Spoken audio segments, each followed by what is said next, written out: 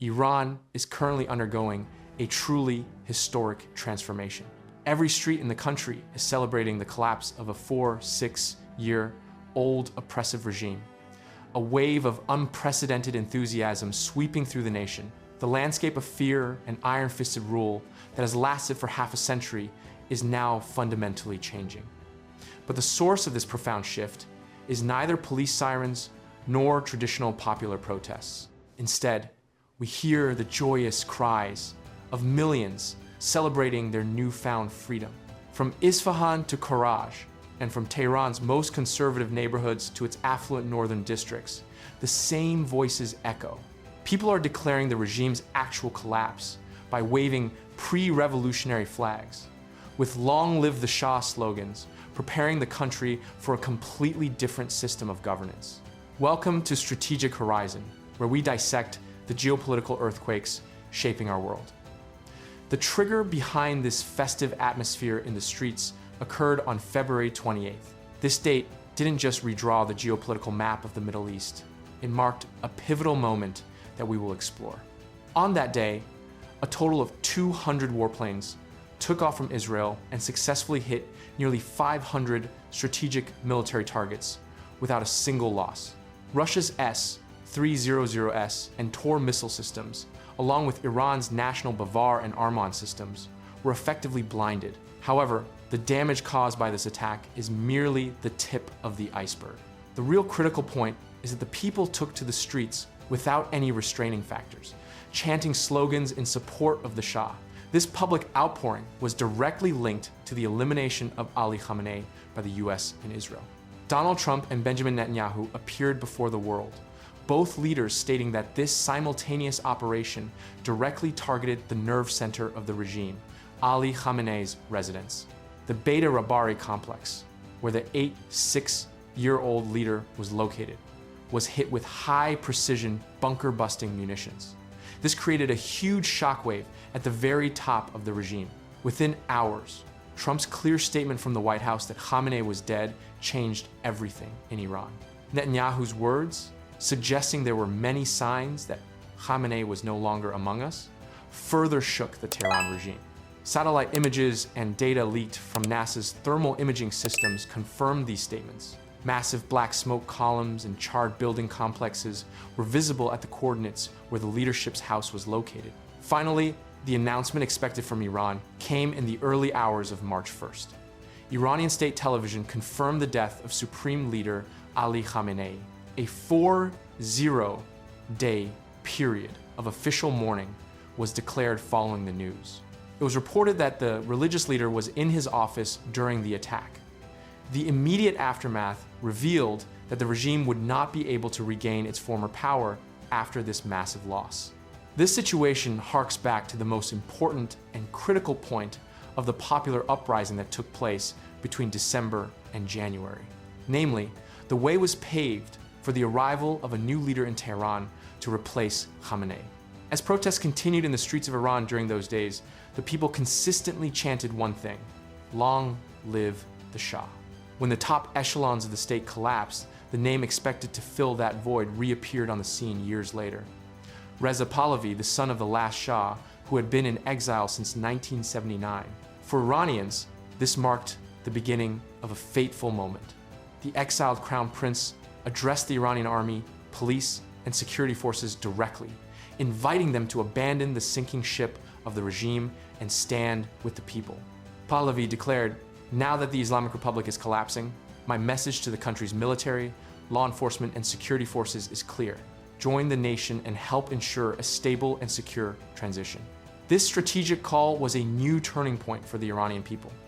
These words deepened the historic rift between the regular army and the Revolutionary Guards, paving the way for the army to turn its guns on the regime. Pahlavi's statement that the bloodthirsty despot of our age has been erased from the pages of history had an even more striking effect. This was the official announcement of the moment of victory that supporters of the monarchy had been waiting for years. The Shah, in exile, positioned himself as the natural and legitimate leader of the transitional government that would be formed. Pahlavi also directly thanked Donald Trump and demanded the utmost caution from the US to prevent harm to the Iranian people. This situation further strengthened Pahlavi's legitimacy as the new face of Iran in the international diplomatic arena. The public's response to these historic calls was quite clear. The slogans "Pahlavi" and "Long live the Shah," which spread rapidly through the streets of Tehran, showed that the prince's messages had particularly resonated with the younger population. These slogans proved to have a serious impact on the masses who yearned for change. Demonstrators in the streets of Tehran showed their determination via Starlink connections and VPN networks, despite internet blackouts. People are showing the world their unwavering resolve to see this revolution through to the end. In fact, everything seemed to be in place for Pahlavi's arrival. The reality on the ground left the Iranian people, whose economy had collapsed, whose currency had become worthless, and who had been starved for years, with no other choice. Either the Shah would return, or Iran would continue with the remnants of the collapsing regime. Of course, during this revolutionary process, different groups, besides the monarchists, were also charting their own course. Maryam Rajavi, leader of the National Council of Resistance of Iran, called for a democratic republic, directly opposing the monarchy. This was the first sign of the ideological competition that could unfold on the opposition front. In other words, a rival was emerging for Shah Reza Pahlavi. Rajavi's statement, "We reject both the Shah and the mullahs," further fueled this competition. Meanwhile, what was the remaining administration in Tehran doing after the attack? Iranian Foreign Ministry spokesman Begai painted a picture of helplessness, stating, "I am in no position to confirm anything." This clearly documented how the state apparatus was paralyzed at the highest level. These confessional words indicate that there is truly nothing tangible left of the Tehran regime. In fact, this description is not wrong, because the US and Israel targeted not only Khamenei, the regime's top figure, but also his key supporters. Iran's political, military, and intelligence backbone was broken in just 24 hours. The list of deaths shared by the Israel Defense Forces revealed everything. You will be shocked when you hear the names on the list. Mohammad Pakpour, commander of the Revolutionary Guard Ground Forces, Defense Minister Aziz Naziazadeh, Ali Shamkhani, Khamenei's close advisor. Nearly 40 high-ranking officials and commanders are mentioned. It is claimed that the regime's most crucial figures were simultaneously neutralized. These massive losses in the command structure instantly paralyzed the regime's ability to operate on the ground. The security advisor, head of the military office, and head of air defense intelligence, the presence of all these strategic minds on the same list effectively collapsed Iran's command and control mechanism. Let's pause here and imagine what could happen in the wake of this leadership vacuum. The first possibility is the partial continuity of the weak regime left behind by Khamenei, but with a sharp shift to the right.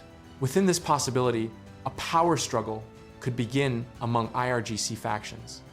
This could lead to months of internal strife, destabilize energy markets, and trigger widespread protests.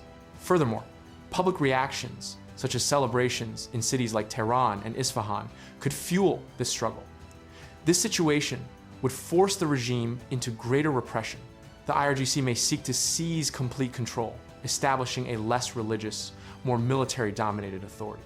Strong indications have already emerged that this possibility is not impossible within the new regime that will be established. The US intelligence community has suggested that the IRGC cannot hold the country together without its leadership, implying that the new regime in Iran will likely have a military structure.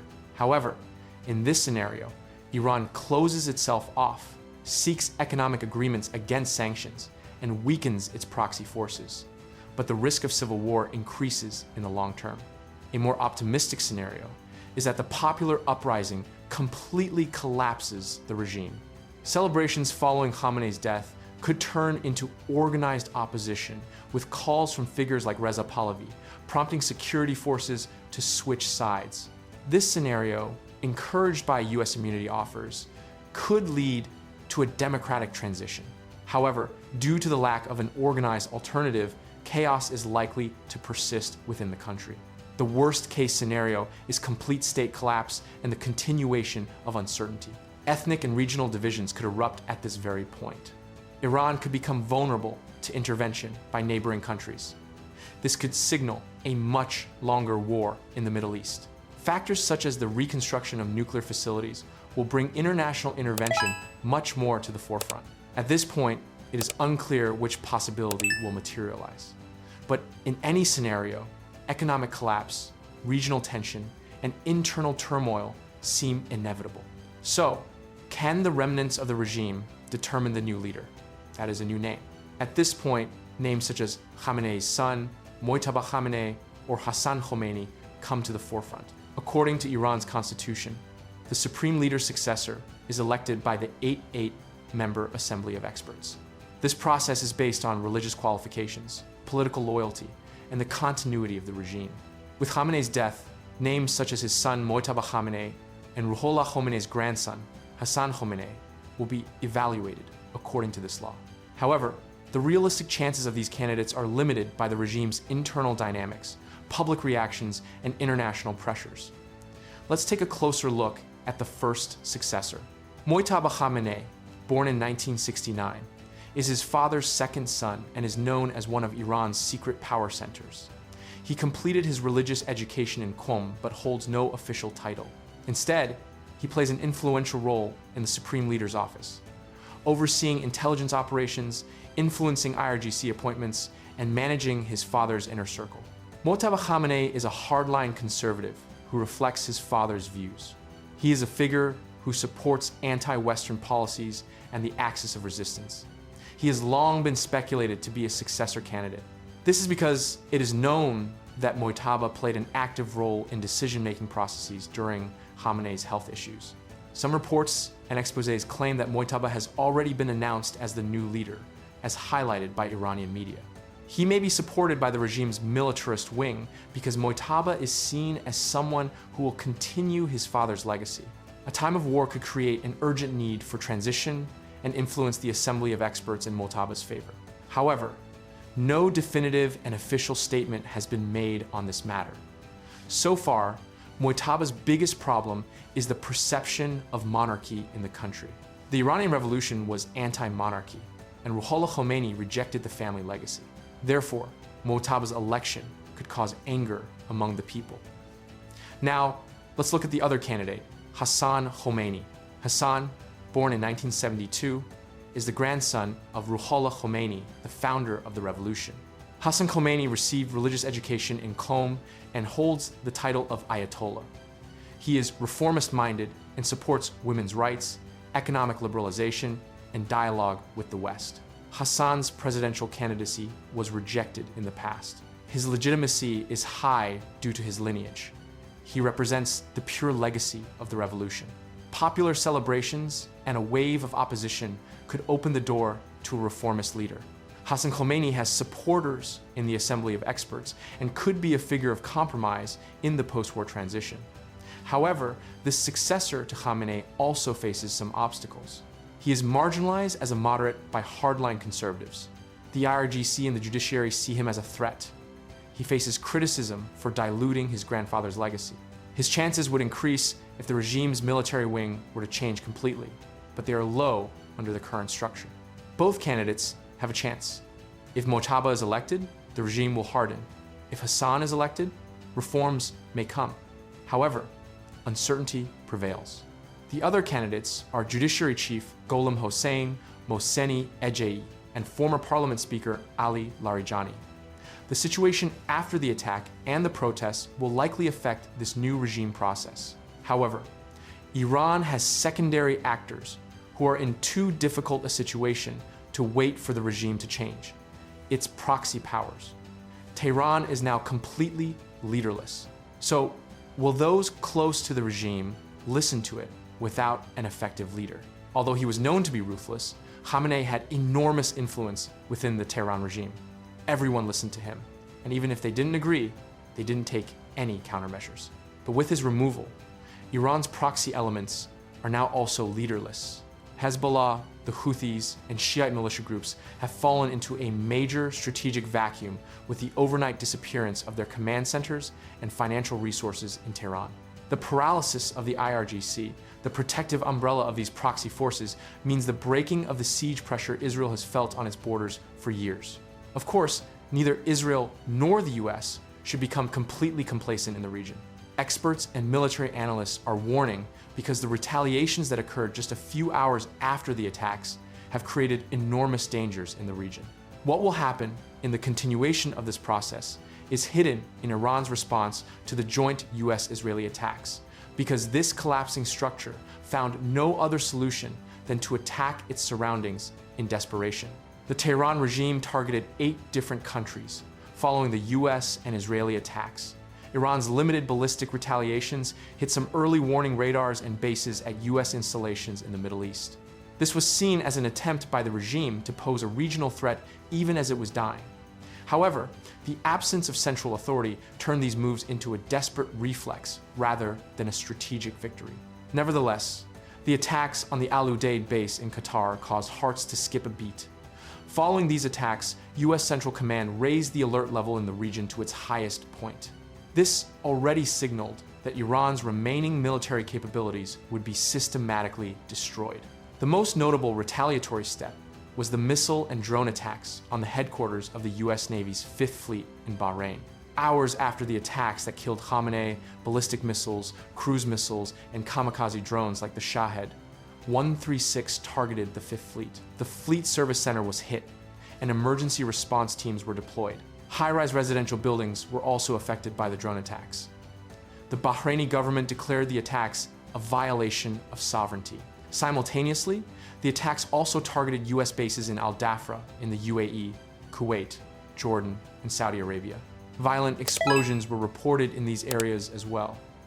There are also threats posed by the collapsing Iranian regime in international waters. Claims that the Strait of Hormuz was closed by remnants of the Revolutionary Guards caused a temporary fluctuation in global oil markets. However, the US naval power in the region and the constant patrols of B-2 bombers prevent this threat from becoming long-term. It is also necessary to mention the actions of Israel, which is preventing the threats that the Iranian regime is trying to create as it leaves.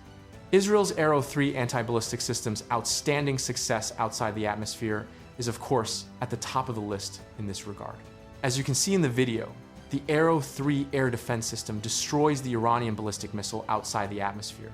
These moments show that the ballistic missiles remaining in Iran's possession largely neutralize the threat they pose to mainland Israel. However, the danger is not completely over. Missile alerts are constantly being issued in Israeli airspace. Iran is targeting Tel Aviv with retaliatory strikes. The brief halt and evacuations at Ben Gurion Airport reflected the psychological impact of the war on civilian life. This situation does not change the fact that the military balance has completely shifted in Israel's favor. Looking at the current picture, the impact of these retaliatory attacks is perhaps not even 1/10 of what is happening within the Tehran regime itself. Of course, there are also the international repercussions of these effects. The reactions of global actors to this massive crisis are initiating a major diplomatic chess game that will determine who takes what position in the new Middle East order. It was quite surprising that the Russian Foreign Ministry merely condemned the attack without offering any practical support. This is interpreted as the clearest indication of Moscow's weakened power in the Ukrainian quagmire and its lack of capacity to defend Iran. However, there is no need to be surprised by this situation. Putin did not even lift a finger after Maduro's capture. Khamenei was probably just another name that the Russian leader could forget, just like Maduro. China's standard diplomatic statements calling on the parties to exercise restraint reflected Beijing's concern to protect its massive energy investments in the region. This stance documents Beijing's avoidance of direct conflict. Turkey's emphasis on preserving stability in the region and Saudi Arabia's cautious silence should also not be forgotten. Both approaches reveal that regional powers are carefully monitoring Iran's collapse in line with their own national security strategies. As a result, nothing remains the same after the operation that took place on February 28, 2026. This joint attack is not just a military operation. It has shattered the fault lines of the Middle East and hammered the final nail into the coffin of 46 years of radical theocracy. In other words, a geostrategic earthquake. The message that there is no longer any safe place is not only valid for the Kremlin, The same echoes resound on the walls of all the dictatorships that have built terrorist networks in the Middle East. The regime left behind in Tehran now understands this. Therefore, those who retreat into the shadows after Khamenei's death, or those who try to come to the forefront like him, will probably meet the same end. The Iranian people, meanwhile, feel as if a great weight has been lifted from their shoulders. The only thing on the minds of those in the streets is choosing their future leaders themselves. This could be Shah Reza Pahlavi, or he may be faced with a different name. But whoever is chosen, one thing seems certain: nothing in Iran will ever be the same again. For the latest updates on new videos and in-depth analysis, please subscribe to our channel and turn on notifications. Stay with Strategic Horizon in pursuit of the truth.